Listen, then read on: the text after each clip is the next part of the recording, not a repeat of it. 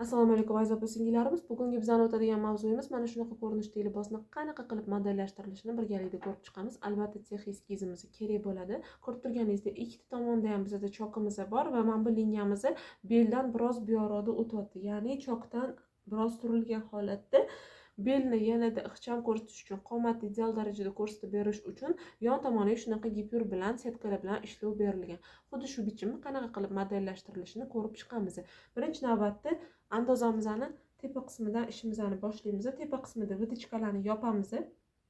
Vitichkalarni pastki tarafga qarab ochib yuborishimiz kerak bo'ladi. Bu tomonda, yon tomondagi vitichkani biz ko'rib turganingizdek, ko'krakni markazidan o'tyapti bizning liniyamiz. Shuni hisobiga vitichkani mana shu liniyani ichiga kirgizib yuborsak bo'ladi. Ya'ni mana liniya chizib olamiz. Mana ko'krak tomonga qarab liniya chizib olamiz birinchi navbatda. Va ko'krak vitichkamizni yopganimizda mana shu joydan ochiladi.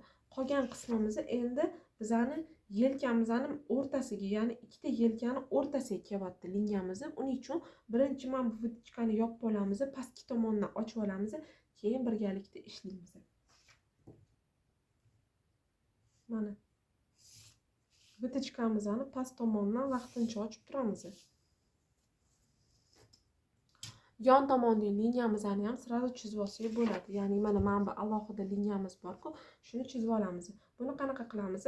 Liniya bo'ylab qanaqa ketyapti bizda liniyamiz? Qo'ltiqdan biroz pastroqda va vitichkaga ozgina tekkan holatda plavniy mana bunaqa liniya o'tyapti bizda.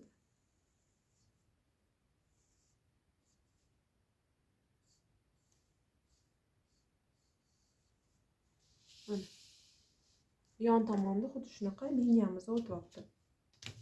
Bu liniyani ham sirazi chizib olamiz.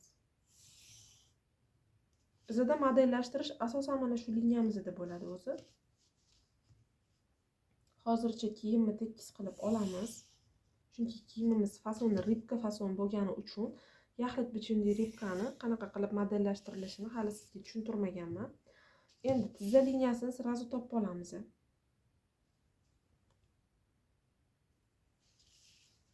Mana tizza chizig'ini joylashtirib olamiz. Endi bilasiz, yubka fasonda o'rgatganman, ichkariga 4-4 cm dan mumkin deganman, lekin bu ko'ylagimizda mato turiga qarab tanlaysizlar. Hozir men 3 cm kirgizaman ichkariga.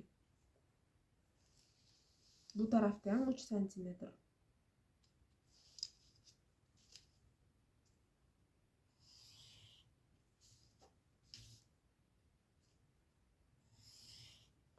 Xohishga ko'ra kenglik berasizlar yon tomoniga. Normasi 4 cm kenglik berish mumkin. Undan kengiga uje modellashtirib keyin ishlashingiz kerak bo'ladi. Yon tomoniga bir xilda kenglik berib oldim. Mana bu liniyalarim menda kerak emas liniyalar uje. Chunki men yubka formasini chiqazib chizib oldim. Endi yon tomondan boshlab kesib olaman, sizga tushunarliroq bo'lishi uchun. Mana ko'rib turganingizdek, bitta tomondan vitichkani yopdim, bu tarafdan ochdim. Endi bu tomonda ham vitichkani yopishim kerak, pastki tomondan vaqtincha ochib turamiz.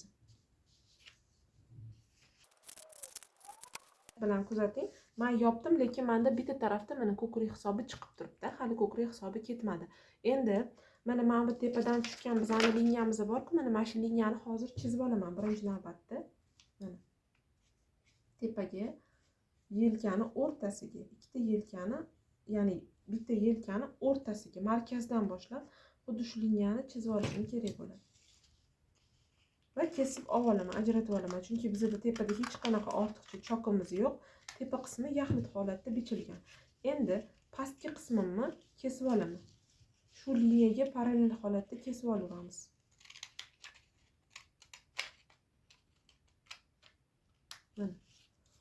Mana shunaqa ko'rinishda bo'ladi.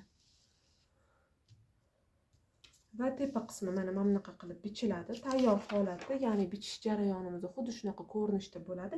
Endi modellashtirish ishimizni pastki qismi bilan davom ettiramiz. Vitichkani xohishga ko'ra tepa qismini o'zini kesib, bu tarafini kesmasdan matoni o'zida tikib ketsangiz bo'ladi.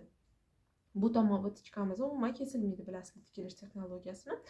Endi pastki qismida ishimizni davom ettiramiz. Yon bo'lagini ajratib olamiz birinchi navbatda.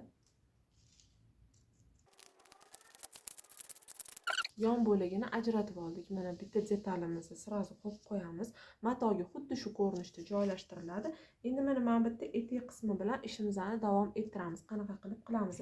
Etek qismida bizda pastki tizidan pastki qismini o'zi kengaygan.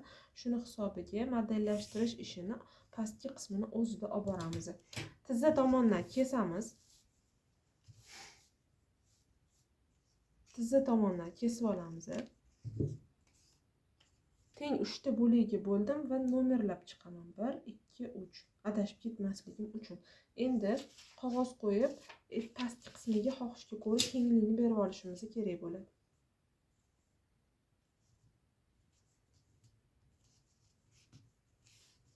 Mana shunaqa ko'rinishda kenglik berib olishimiz kerak bo'ladi. Endi etek qismini taqab turib chizib olamiz. Xohishga ko'ra oraliqni bundan ham ko'proq qilib ochsangiz ham bo'ladi.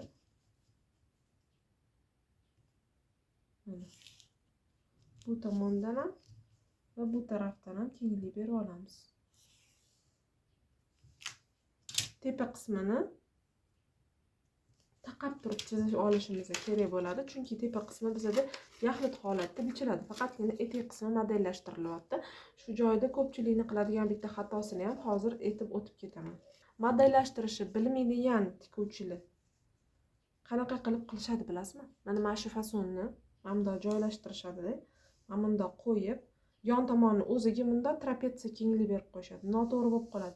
Bu detalni mana qarang, dalivoy nitsini belgilab olasiz, ya'ni bo'yini va mana shunaqa ko'rinishda alohida joylashtirib bitishingiz kerak bo'ladi. O'shanda sizning kiyimingiz ideal darajada chiqadi. Hech qanaqa ortiqcha defektlarsiz zo'r chiqadi.